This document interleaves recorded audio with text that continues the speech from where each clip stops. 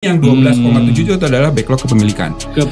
Ya. Okay. Kalau keterhunian itu sekitar 7 jutaan. 7,2. Okay. Bappenas menyampaikan bahwa tahun 2045 kurang lebih 20 tahun lagi kemudian menjelang Indonesia Emas, backlog akan mencapai 24 juta. Ketika kita bicara ekosistem, ekosistem itu adalah sebuah siklus yang saling terikat. Dan di situ terjadi musim keseimbangan. Ya, kalau ada yang rantainya terputus di dalam jejaring ekosistem tadi, maka akan mengakibatkan lingkungan terus.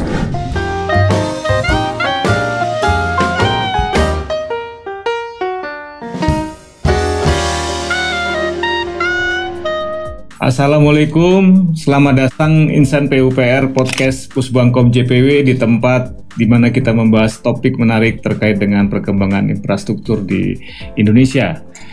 Pada hari ini kita akan mengangkat tema mengenai ekosistem perumahan, ya, sebagai bahan kegiatan kita untuk memetakan kebutuhan, kebijakan dan strategi dalam pemenuhan kebutuhan rumah bagi masyarakat, khususnya masyarakat MBR atau yang biasa kita sebut dengan masyarakat berpenghasilan rendah, ya. Bapak Ibu sekalian, semua peserta pelatihan yang kami banggakan, ya, pada hari ini hadir di tengah-tengah kita Bapak Profesor Dr. Insinyur Arif Sabarudin CS. Ya, di sini sudah hadir.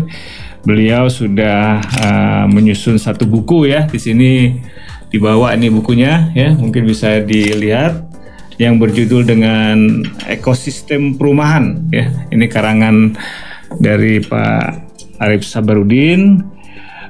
Dalam hari ini kita akan mengupas, ya, apa yang dituliskan Pak Arif, dan semoga nanti bahan perbincangan podcast ini akan menjadi suatu masukan atau referensi bagi seluruh peserta pelatihan dalam hal pengelolaan perumahan ke depan, ya.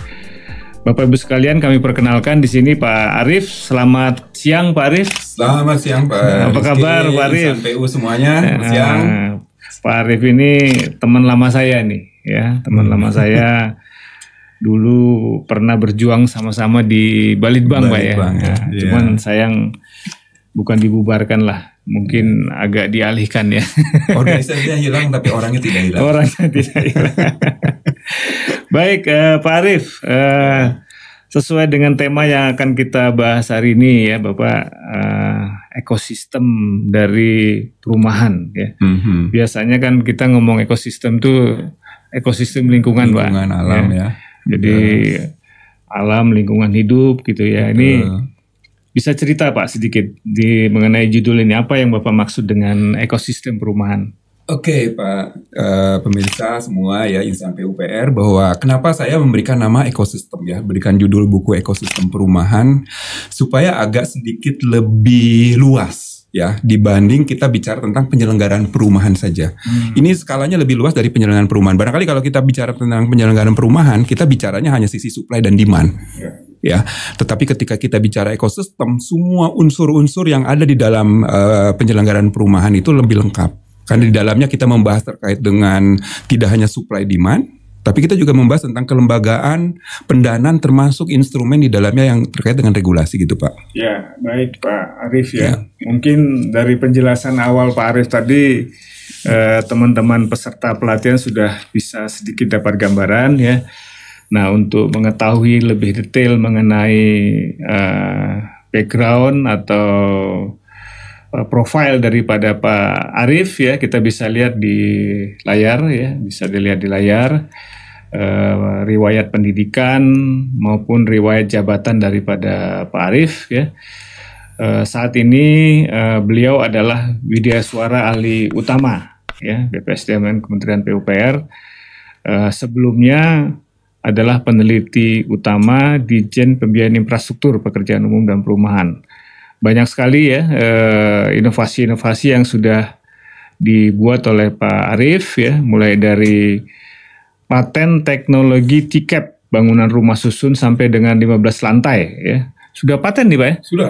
Sudah paten, ya? Sudah terbangun, Pak. Oh, malah sudah ada contoh pembangunan. Di Cakung itu ada 1000 unit. Di Cakung, wow, 1000 unit, ya. Unit, betul, di Madiun. Oh, sudah banyak, ya Pak, ya. Kemudian paten teknologi RISA, rumah instan sederhana. Ini yang kemarin diterapkan di NTB. Di Cianjur, NTB, Palu, mulai dari Aceh, tsunami Aceh tahun 2004. Oh, Aceh ya. Dari Aceh, tsunami 2000. Ya. Kemudian juga inovasi skema KPR siap bangun waktu di pembiayaan. Waktu di Belu, betul, di Belu PPDPP. Ya. Kemudian Big Data, aplikasi Sikasep, Sikumbang, dan Sipetruk. Ini nama-nama wayang nih Pak. Ya, saya kira kita harus mencintai Indonesia ya. Dari nama-nama Indonesia harus kita angkat kembali dengan wujud yang berbeda. Iya. Baik Pak, ini mungkin dengan begini kita sudah bisa sedikit tahu lah ya profil dari Pak Arief. Jadi memang beliau yang sudah sewajarnya lah ya kita undang untuk memberikan materi ini. Selain daripada pengalamannya juga beliau sudah menyusun buku yang sangat menarik ya. Nanti mungkin Bapak Ibu bisa dapat di mana nih Pak kalau seandainya butuh? Sekarang sih mudah sekali ya, di Google Books saja udah ada kok digitalnya gitu ya. Jadi bisa diakses. Bayar Pak atau gimana? Memang tidak gratisan Pak. Oh, tidak gratis. Oke. Tapi ini dalam rangka karena kita juga ada penerbitnya, penerbit nasional gitu ya. Jadi bukan penerbit dari Kementerian PU sendiri atau pribadi gitu ya. Jadi ini diterbitkan oleh penerbit nasional. Jadi artinya memang ada biaya cetak gitu. Baik, Pak Arief, maaf. Ya. Tadi sudah sedikit Bapak uraikan ya secara ringkas mengenai apa yang dimaksud dengan ekosistem perumahan itu. Bisa lebih dalam Pak, apa sebenarnya yang menjadi concernnya Pak Arief sampai Bapak menulis buku ekosistem perumahan ini? Oke, menarik ya pertanyaannya.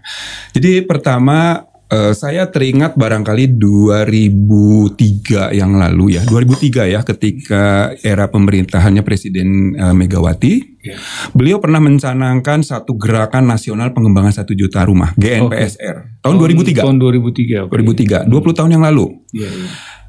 Kita tahu backlog tahun 2003 berapa? 5,4 juta. 2003 5,4 juta. Ya, 2004 ya.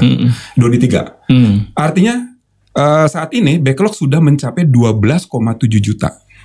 Naik 2003. Naik 2023. Dari 2003 ke 2023 ya, selama 20 tahun naik 2 kali lipat lebih. Jadi luar biasa. Tidak ada prestasi dong, Pak. Nah, kalau kita menggunakan KPI ya, KPI kita menyelesaikan backlog, artinya kita ada sesuatu yang harus kita perbaiki. Dan ini diperkuat oleh Bappenas. Bappenas menyampaikan bahwa tahun 2045, kurang lebih 20 tahun lagi kemudian, menjelang Indonesia Emas, backlog akan mencapai 24 juta. Tambah terus Pak. Iya. Ya, kan, ya? Sehingga kita perlu juga mengurai, ada apa. Bahkan Bappenas menyatakan, bila kita ya bisnis perumahan kita seperti gini-gini saja, regulasi perumahan kita seperti gini-gini saja, backlog akan nambah. Artinya kita harus melakukan segera perbaikan di dalam penyelenggaraan perumahan dan permukiman kita. Yang itu menjadi tugas, salah satunya menjadi tugas PUPR, walaupun kita tidak tugas sendiri. Ada Bappenas, ada kementerian-kementerian yang lain. Gitu. Kalau boleh tahu siapa aja nih Pak stakeholder dari kunci daripada perumahan ini Pak? Tentunya PU menjadi kunci utama karena namanya juga Kementerian Pekerjaan Umum dan Perumahan Rakyat menjadi unsur utama. Tapi PU tidak sendiri, ya. Di dalam pemrograman pada skala nasional karena harus sinergi dengan kementerian yang lain, kita terlibat juga ada Bappenas. Pastinya.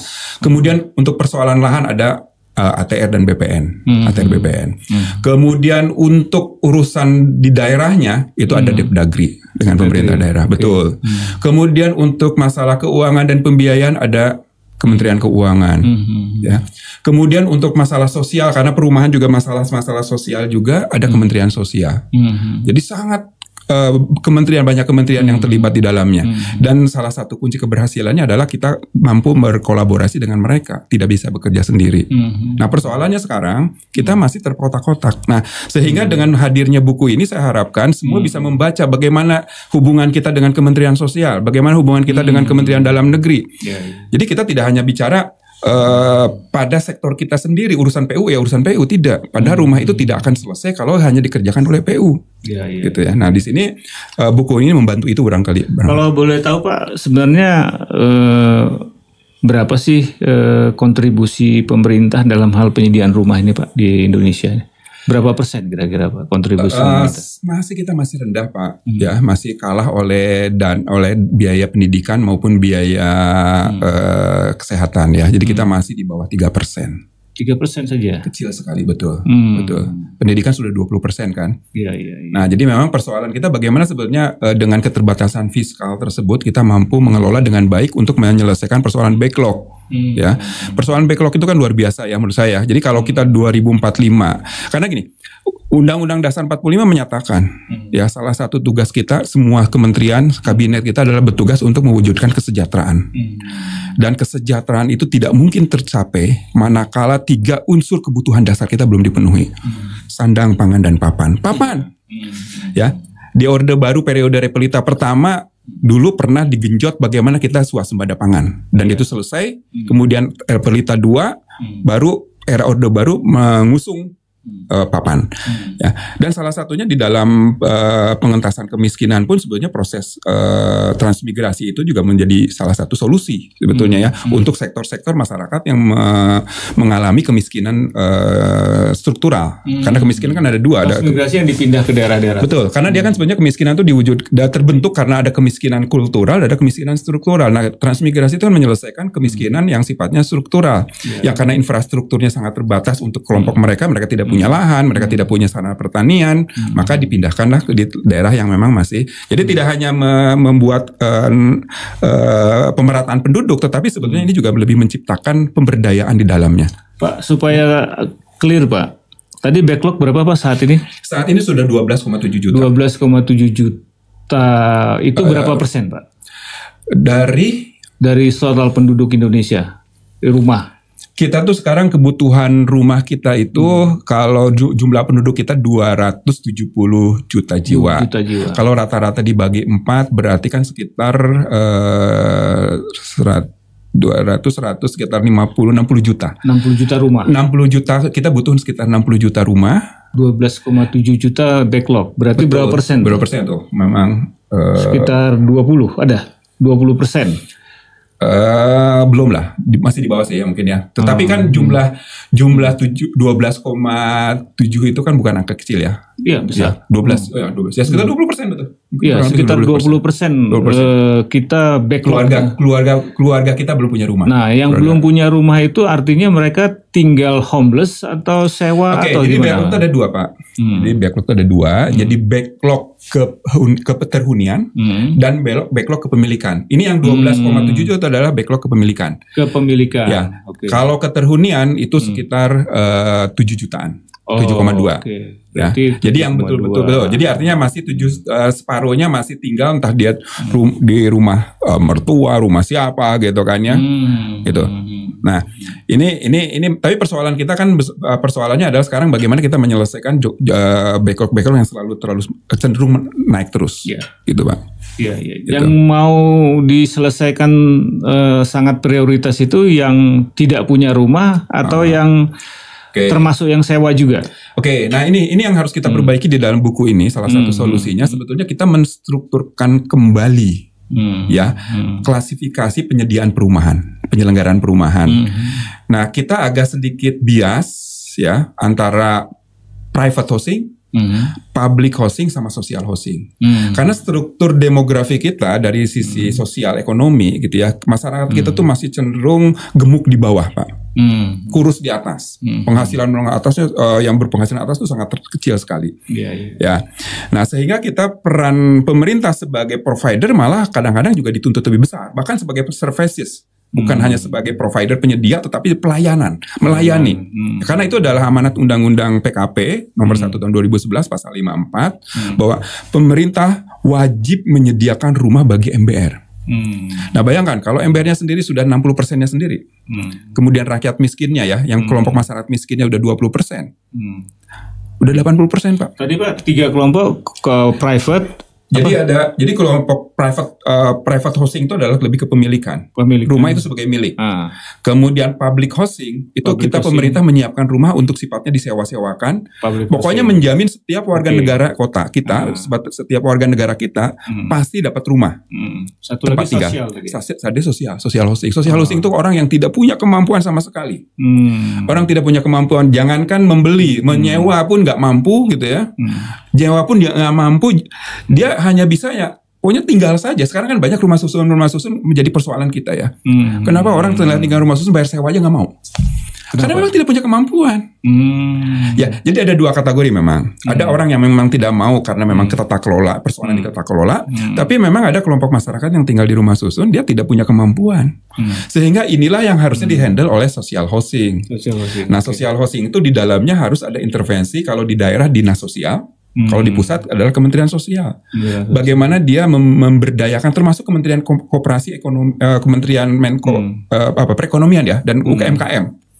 Kementerian UMKM juga harus terlibat di dalamnya karena di sana dia karena gini, ketika kita membangun rumah bukan hanya membangun fisik, Pak, tetapi membangun kehidupan dan penghidupan.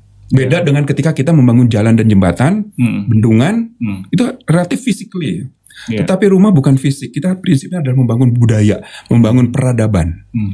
Ya, ketika kita membangun perumahan, itu yang kita bangun peradaban, Pak. Bayangkan kita kalau misalkan orang tinggal di kawasan itu dan kawasan itu tidak sehat, ya, itu bisa menciptakan sebuah mindset kehidupan masyarakat yang tidak sehat, itu menurunkan standar kesehatan mereka. Dan budaya kita, kalau budaya tidak sehat kan bagaimana negara bisa sehat? Kalau masyarakatnya tidak sehat, tidak mungkin negara itu sehat. Jadi mulailah dari negara dan mulai dari rumah sehat. Dari rumah ya. Betul. Nah itu tantangan. Jadi memang saya pernah dengar tuh Pak, pendidikan yang hakiki itu adalah pendidikan di rumah.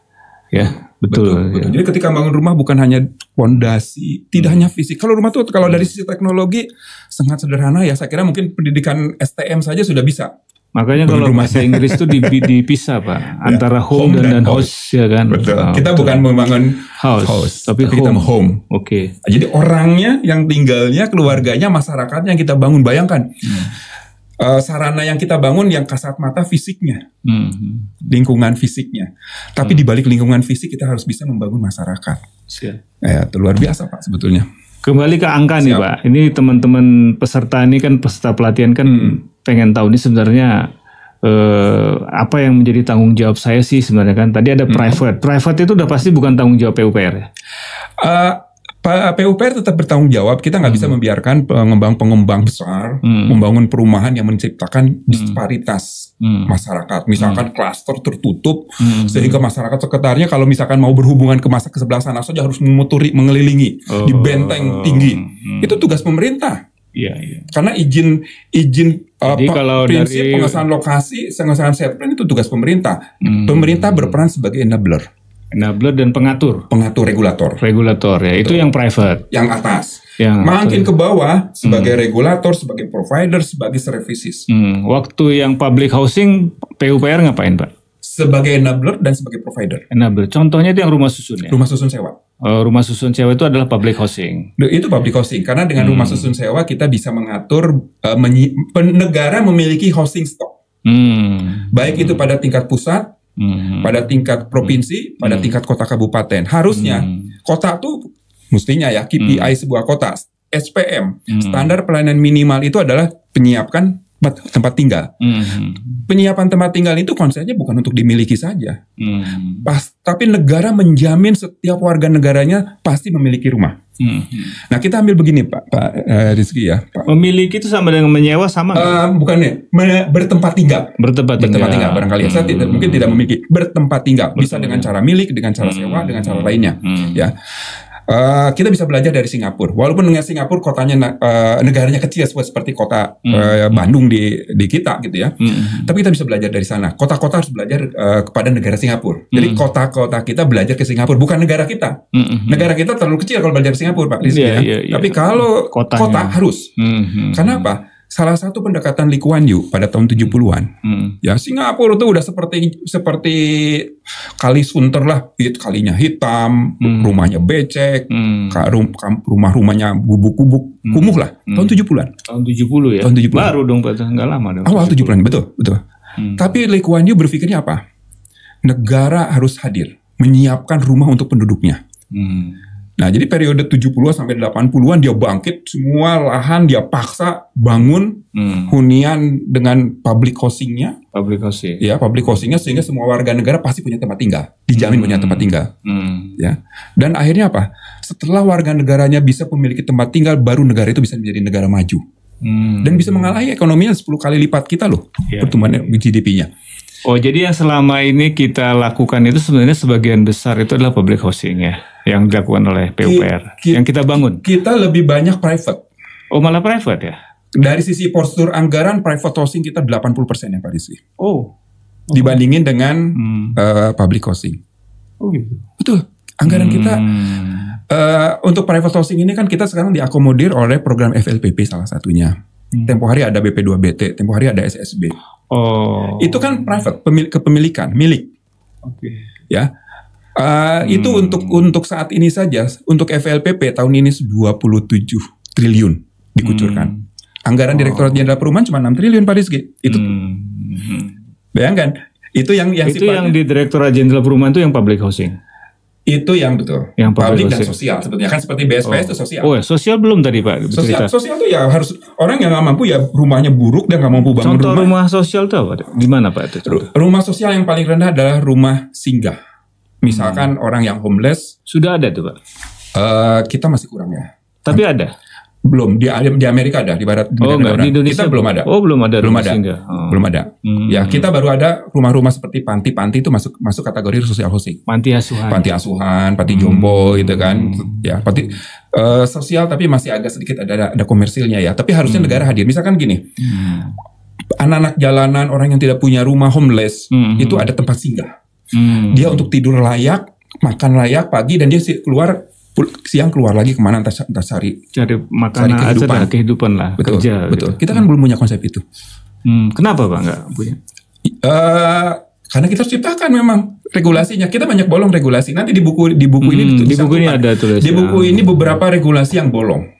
Nah, karena gini, ketika kita bicara ekosistem, ekosistem itu adalah sebuah siklus yang saling terikat. Dan di situ terjadi muncul keseimbangan. Ya, kalau ada yang rantainya terputus di dalam jejaring ekosistem tadi, maka akan mengakibatkan lingkungan terusak. Nah, kalau lingkungan rusak di kita ekspresi ya. Kalau di dalam lingkungan alami, ketika ekosistem itu terganggu, maka akan muncul perubahan iklim, pemanasan global. Itu kan ya cuaca, anomali cuaca. Kalau dalam ekosistem perumahan, ketika gejala-gejalanya bisa kita lihat dari apa? Munculnya perumahan kumuh, munculnya rumah tidak layak huni, munculnya persoalan-persoalan sosial. Itu apa? Dari lingkungan dan rumah. Jadi persoalan sosial itu awalnya dari rumah dan lingkungan. Nah, ketika anak-anak di rumahnya sangat sempit, orang tua misalnya tidak punya ruang, kecukupan ruang tidak ada, dia akan nongkrong di gang-gang dengan komunitasnya. Muncul anak geng. Anak gang, yang menimbulkan di situ orang frustasi, ya, kepikiran kalau orang frustasi bukan produktivitas, destruktif. Itu yang harus kita cegah. Ya, jadi kecukupan ruang, rumah yang sehat itu perlu. Nah, berapa rumah sehat itu kita perlu atur. Jadi kita perlu atur sesuai dengan kemampuan. Ya, kita memang sangat kompleks sekali perumahan nih Pak. Ya, sangat kompleks. Ketika kita bicara perumahan, yang persoalan utama kita tuh bukan di aspek teknis teknologis, tapi aspek tata kelola. Tata kelola bagaimana mengelola semua ini, karena semua saling terkait. Gitu, Pak. Untuk menciptakan home tadi Pak ya. Home bukan house ya. Yang home tadi itu tadi Bapak bilang kan butuh ruang. Betul. Minimal ruang yang dibutuhkan berapa Pak? Nah ini ya, kita juga masih prihatin kalau regulasi kita di Kepmenkim Prasil 403 tahun 2002 itu masih 9 meter persegi per orang. Per orang ya. Hasil kajian Pusat Litbang Permukiman yang sekarang ini sudah nggak ada, ya sudah jadi bintek, itu keluar 11,4 hasil kajian. Ya. Tapi Vietnam, negara yang ekonominya harusnya di bawah kita, ya, dia tahun 60-an 67 masih perang. Jadi kita sementara udah merdeka tahun 60-an, 67 itu udah merdeka. Mereka standarnya per orang udah 10 di atas kita, Pak. 10 per orang. Dibandingin Vietnam. Tapi dia ini tadi 11 tadi ya. Kebutuhannya 11,4. Walaupun di Vietnam pun masih di bawah. Ya. Tapi begini, kebutuhan ruang ini setiap negara berbeda, setiap karakter suku bangsa berbeda, termasuk juga harusnya di Indonesia pun karena Indonesia sangat luas, bisa saja berbeda, ya kan nggak bisa misalkan orang Kalimantan barangkali yang biasa tinggal di rumah panjang, ya suku Dayak dengan leluasa kita buat standarkan seperti itu, ya kan? Kalau kita ngambil Jepang Pak, itu kan rumahnya kecil-kecil Pak, Jepang. Ya, tetapi kebutuhan ruangnya kan dia terpenuhi untuk kebutuhan orang. Dia di Jepang udah 12 kan. Oh, malah 12 ya? Iya. Oh. Ya. Okay. Jadi gini Pak, kita harus bedakan juga standar yang dibuat oleh negara resmi, gitu ya, dengan yang dibangun. Kan sekarang pun kita juga sama. Sekarang banyak juga pengembang-pengembang swasta, komersial, tujuannya untuk menengah atas, rumahnya kecil-kecil, tidak standar, gitu ya. Nah. Nanti kan tergantung dengan gaya hidup sebetulnya. Jadi kebutuhan ruang itu memang tergantung dengan gaya hidup ya, pola hidup. Kan barangkali kalau misalkan masyarakat berpenghasilan rendah dengan keterbatasan penghasilan, dia untuk biaya operasional kehidupan dia nggak mungkin misalkan setiap hari cuci ke laundry, makan catering, ya atau di restoran terus. Mereka butuh kegiatan-kegiatan yang misalnya terampung di dalam ruang. Ya, nah kita harus bisa bedakan. Memang beberapa pengembang sekarang di BSD misalkan di mana tuh tipenya kecil-kecil Pak, rumah kecil-kecil ya. Tapi yang 11,4 tadi terpenuhi. Ada juga yang tidak. Ada juga yang tidak. Ada yang tidak. Tapi memang mereka konsepnya sudah berubah, bahwa rumah hanya sebagai tempat tidur saja. Sehingga dia tidak pernah, dapur tidak pernah berfungsi karena dia tidak pernah memasak. Dia tidak pernah butuh ruang jemur karena dia mencuci di laundry. Masak dia sudah di Jepang tuh banyak juga yang rumah kapsul sekarang Pak. Ya, tapi itu tidak standar. Tidak standar ya, tidak standar. Jadi seperti hotel-hotel kapsul itu ya masih dipertanyakan masalah kenyamanan dan kesehatan buat penghuninya. Tetap ketika orang pada gini di dalam psikologi lingkungan itu ada personal space. Gitu. Nah, personal space itu harus dipenuhi, gitu ya. Dan personal space itu konteksnya sangat macam-macam, Pak. Ya, misalkan contoh gitu ya. Kita punya jarak di sini. Ini dianggap personal space yang saling tidak terganggu. Pak Rizky tidak terganggu, saya tidak terganggu, oleh saling tidak mengganggu. Ya. Tetapi ketika jarak kita makin dekat, makin terganggu kan pasti. Risih. Kita duduk di situ, saya berdampingan, mepet-mepet kan pasti risih. Artinya apa? Personal space-nya sudah terintervensi, saling terganggu. Privasi. Nah, itu sangat kontekstual, Pak. Tapi ketika kita di angkutan umum, di bis, kita bersebelahan sama orang asing, tidak ada masalah kan? Personal space kita tidak terganggu. Ada konteks, ada konteks tempat, ada konteks ruang, gitu ya. Sama, ketika kita duduk begini berduaan, ada di tengah lapangan bola. Orang bertanya, ini orang pacaran tuh apa katanya? Nah, di situ ada personal space yang harusnya terakomodir di dalam rumah. Ya, yang sekarang yang 9 itu gitu. 9 itu dianggap gini, gitu. Kan 9 itu udah termasuk kamar mandi di luar kamar mandi dan dapur. Jadi kamar mandi dan dapur itu sekitar 1,4 kebutuhan ruangnya, ya, rasio untuk 1:4. Jadi satu dapur dan kamar mandi dengan ukuran masing-masing 1,4 untuk maksimum 4 orang. Ketika keluarga itu nambah menjadi 5 orang, maka rasio ini jadi ditambahkan 2. Jadi kamar mandi jadi 2,4 gitu kurang lebih. Termasuk baik dapur. Pak, wah luar biasa ya, ini detail sekali. Ya menarik tapi Pak. Jadi itu agak prinsip ya. Kadang-kadang kan kita juga waktu mau mendesain rumah itu kan, kalau saya dulu pernah pimpru perumahan dulu Pak.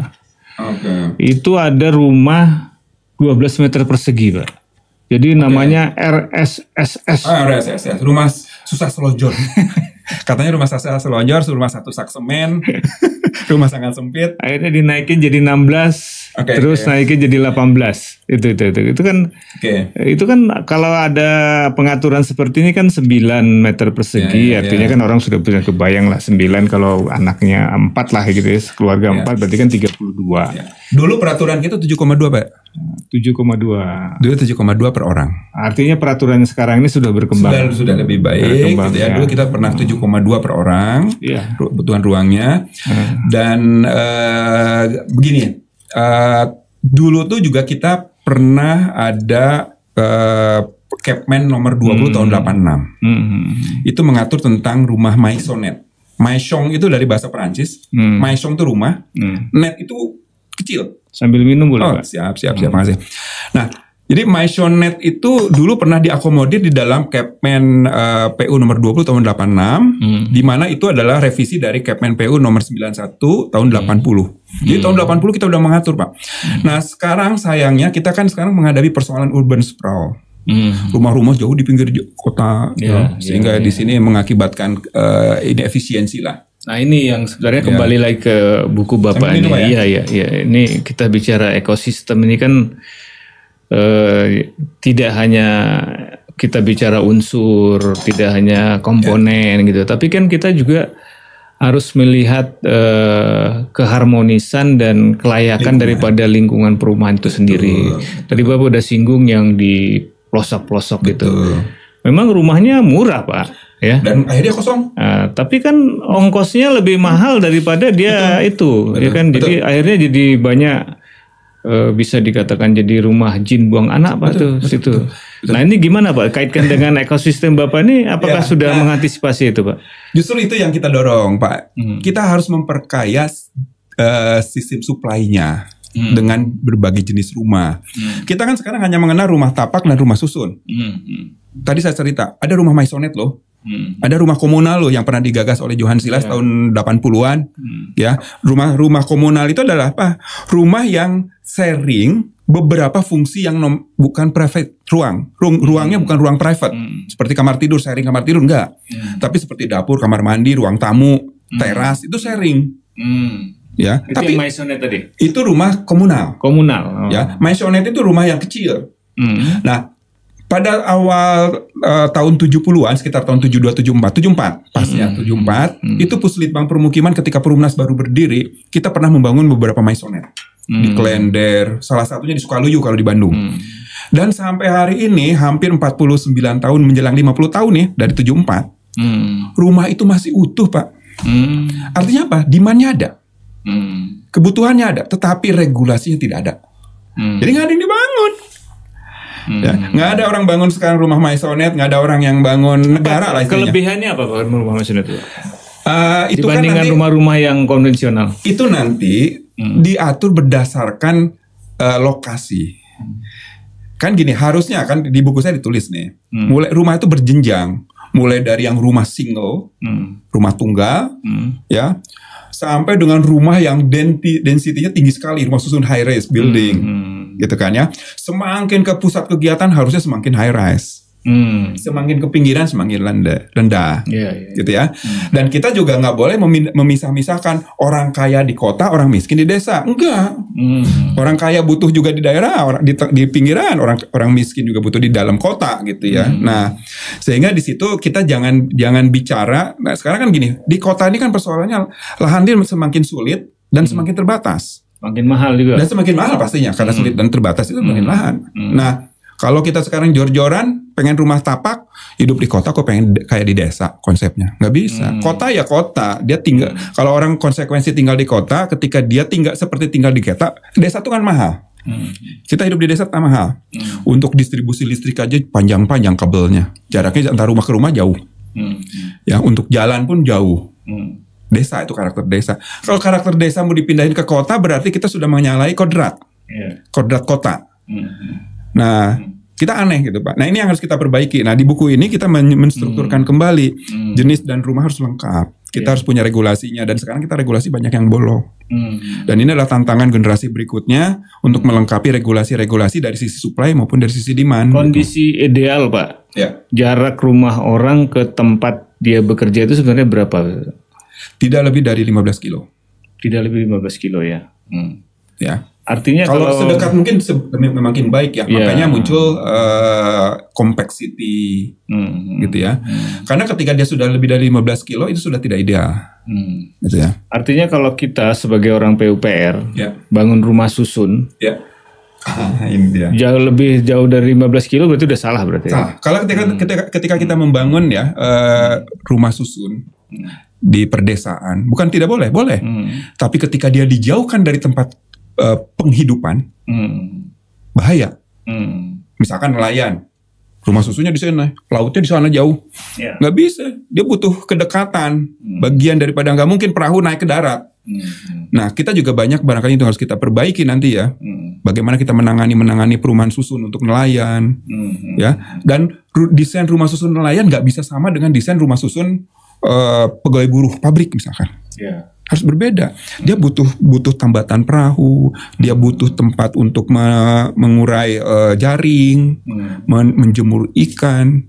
Jadi ya tadi kita tidak hanya pendekatan bangun rumah itu hanya bangunan beton bertulang yang kokoh berdiri, tahan gempa. Tidak hanya cukup tahan gempa, tapi tahan sosial ekonomi untuk meningkatkan ketahanan sosial ekonomi itu penting.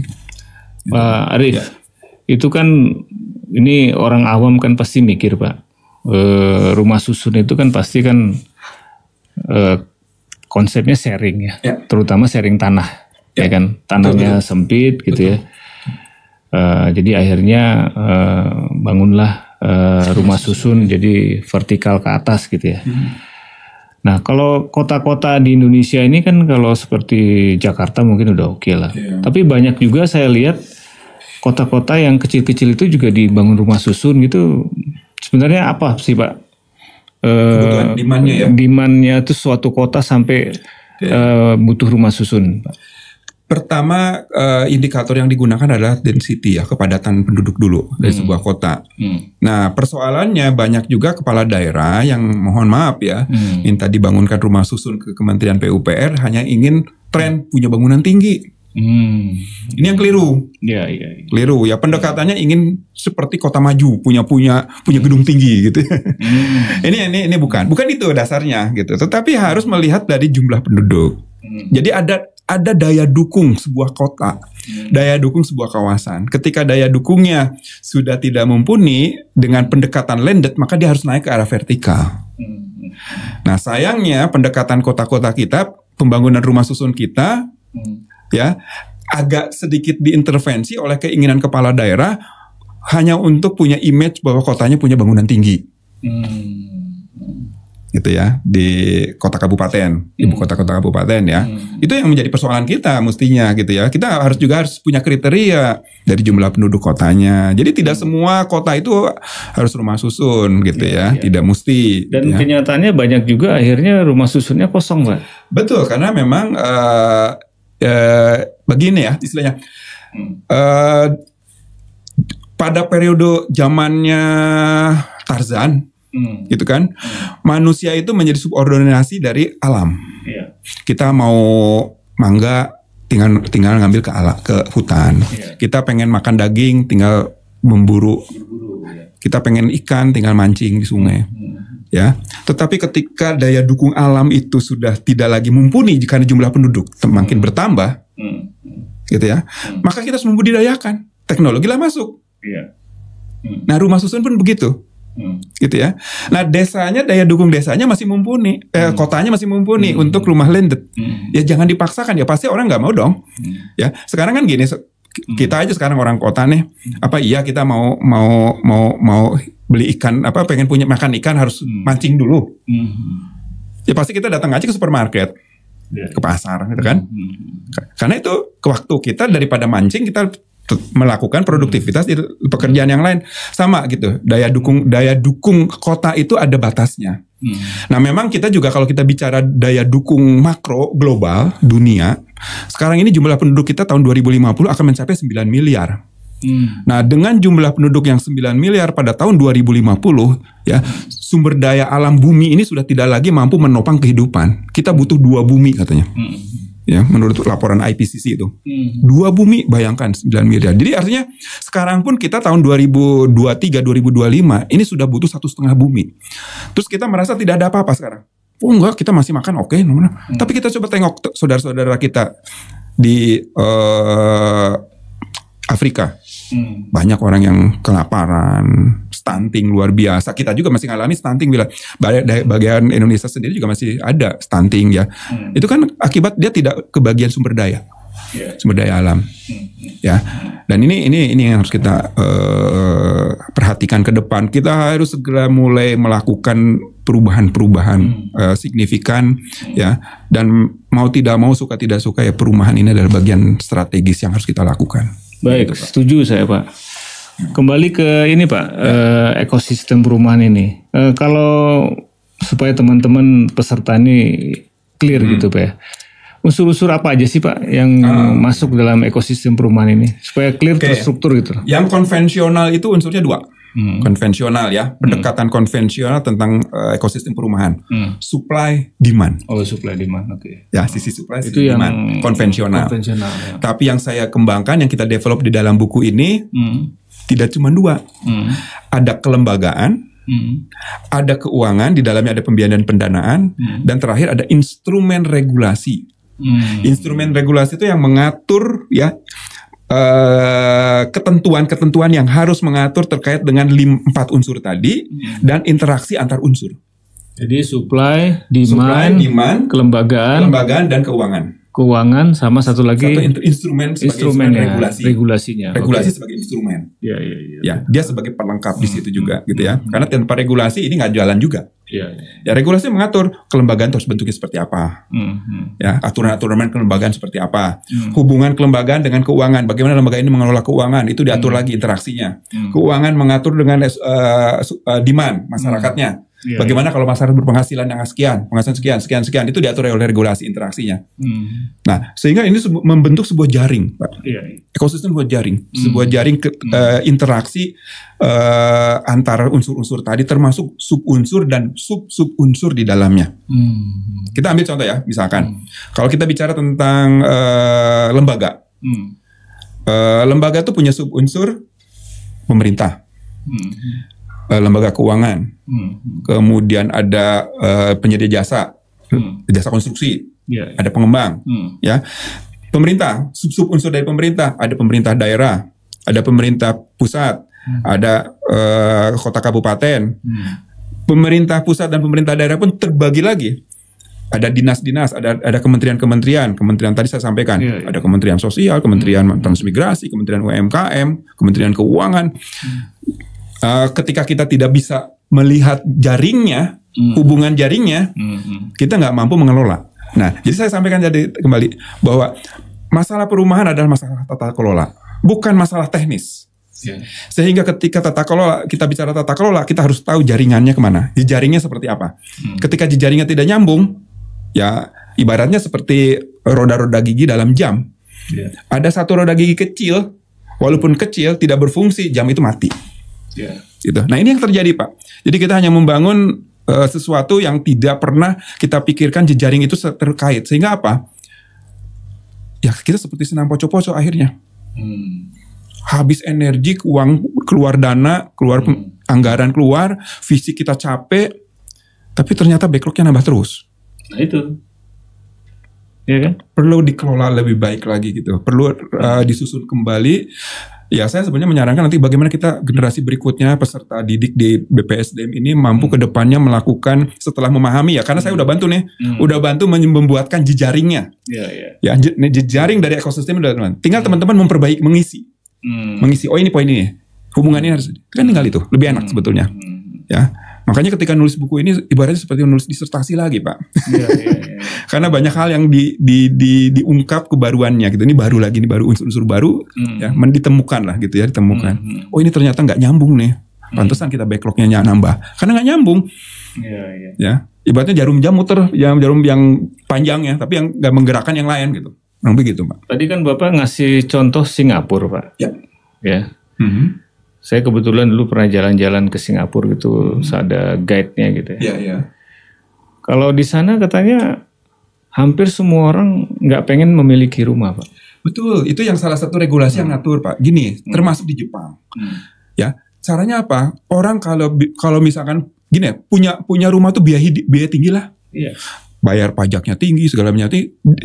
Ya, seperti punya mobil di beberapa negara seperti Jepang, gitu kan. Bayar parkirnya mahal.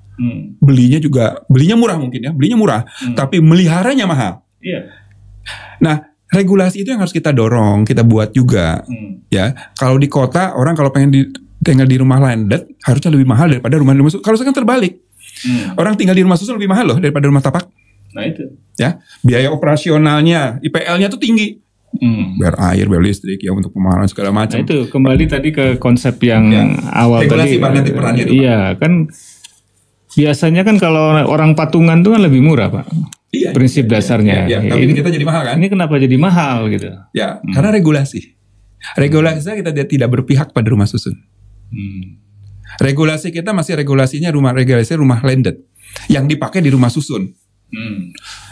Nah pertanyaan orang awam Pak, sudah tahu kenapa nggak diubah gitu? Disinilah perlunya BPSDM ini mencetak SDM yang unggul, yang mampu mengubah regulasi tersebut. Gitu ya. Karena kalau regulasinya tidak berubah, kita itu masih terbuai dengan Indonesia tahun 60-an. Lahannya Jakarta tuh masih luas.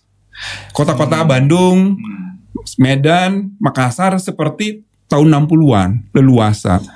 Kita tidak pernah jadi gini, fisik kita bergerak ke 2023. Tapi mindset kita masih tahun 60-an, tahun 80-an.